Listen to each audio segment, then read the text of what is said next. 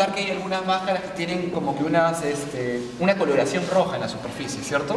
Bueno, esa coloración roja se debe a la aplicación de cinabrio. El cinabrio es esta especie de tierra roja que era utilizada ya en el momento de funeral, del entierro, como una manera de ungir al gobernante como una protección para que pase de manera tranquila a la otra vida, ¿no?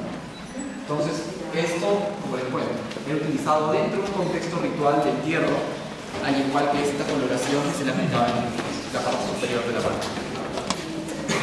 Todas estas máscaras, ¿sí?, pertenecieron básicamente a la cultura lambayeque, ¿sí?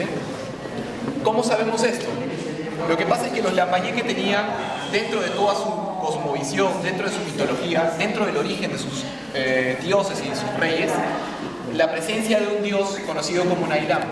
Nailam era un dios de origen marino que llega a la costa norte, y al igual como sucede en el mito de Manco Cápac y Mamamoyo, ¿sí?, que los dos emergen de las aguas del Titicaca y ellos son los que traen la civilización, ¿sí?, de la misma manera, este mito busca explicar también con la figura de un rey mitológico que llega desde el mar y trae la civilización a la costa norte, ¿sí?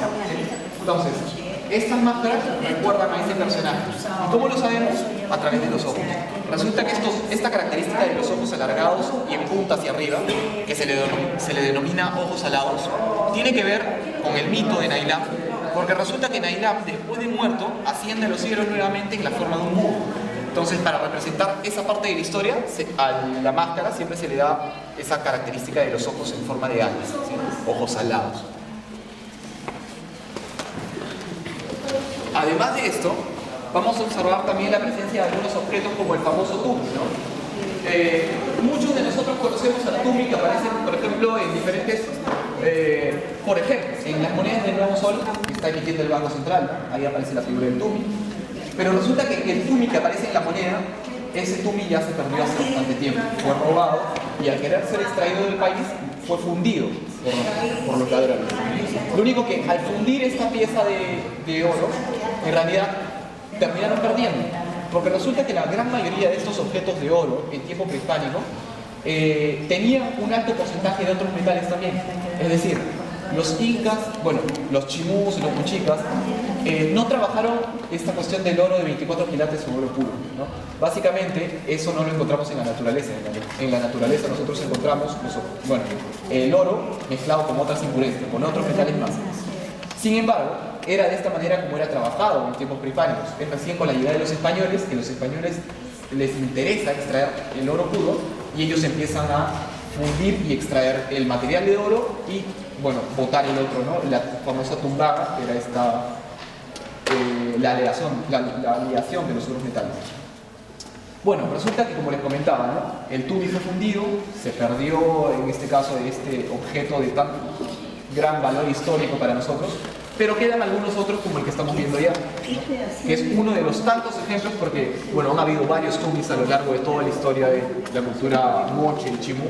Como podemos observar también aquí este otro tumi con un acabado un poco más menos rico, ¿no?, menos ornamentado en comparación al que estamos viendo hacia el lado izquierdo. Entonces vamos a darnos cuenta que también existe la presencia de estos broches, ¿sí?, que parecen unos punzones, cuyo nombre original es tupu, ¿sí? Los tupus son utilizados incluso hasta la actualidad por las mamachas en la sierra, básicamente, ¿no?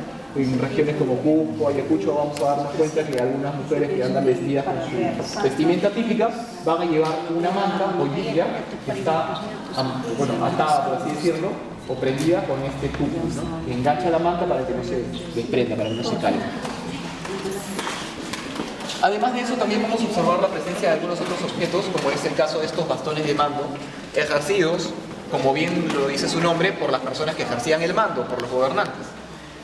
O en algunos casos también por las personas de mayor experiencia durante aquellas épocas, ¿no?, que en este caso eran los ancianos. Ustedes saben que en épocas muy antiguas el anciano era un personaje muy reverenciado, muy importante dentro de la estructura de la sociedad, porque era esta mayoría de edad lo que les daba la experiencia.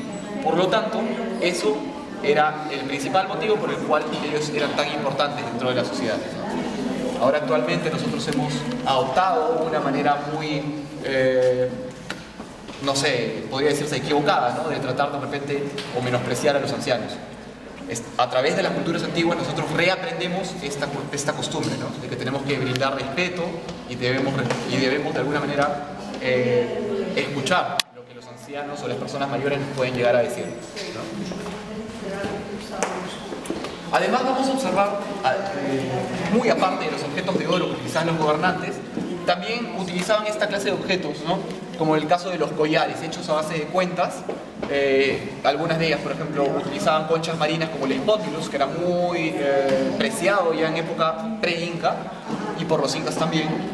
Algunas piedras semipreciosas, como es el caso de, por ejemplo, el tornasol, el lapislázuli, ¿no? Las turquesas, como pueden observar en algunos de estos collares. Eran utilizados también, como les dije, en el caso de los instrumentos de oro, por las élites gobernantes o sacerdotes. Vamos a observar algunos otros collares, ¿no? Que, por ejemplo, estos gruesos hacían a la vez de cascabeles. Entonces, ¿recuerdan el ejemplo que les di del gobernante que salía cubierto de armadura de pies a cabeza bajo el sol?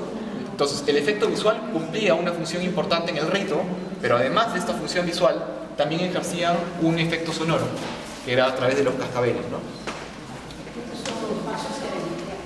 Si seguimos avanzando, nos vamos a dar cuenta que todavía existe, ¿no? Por ejemplo, estos objetos de acá dan la impresión de ser asociados a la cultura chimú, porque como ustedes saben, la cultura chimú, que se desarrolló en la costa norte del Perú, muy cerca al mar. Ustedes, si alguna vez han ido a Trujillo y han visitado el sitio arqueológico de Chan Chan, ¿sí? Las ruinas de Chan Chan, van a darse cuenta que está a muy poca distancia del mar. Por lo tanto, esta cercanía con el mar hacía que los chimus trabajaran temas marinos. Tal es el caso de la figura de las gaviotas, como podemos observar ahí, ¿no? O, bueno, otros animales, peces, ¿no? O redes incluso, redes de pesca. Vamos a notar también que aquí hay otros collares también, hechos algunos de ellos de oro, con placas de oro, y otros con idolillos de oro, ¿no? Además de los que ya vimos con conchas marinas. Ya en una etapa muy tardía, ¿no? O una vez que aparecen los incas, como les mencionaba antes de entrar, los incas, a la hora que conquistan a los chimús, se llevan un grupo grande de orfebres, ¿sí? Y trabajadores del metal hasta Cusco, ¿no? Es de esta manera que los incas llegan a tener también producción en oro, ¿no? Como podemos observar aquí, hay algunos idolillos encontrados en contexto funerario en la región de Cusco, y vemos esta fuerte influencia de los chimús, ¿no? Estos son considerados ya objetos chimú inca, ¿sí? Que abarcan las dos etapas. A ver.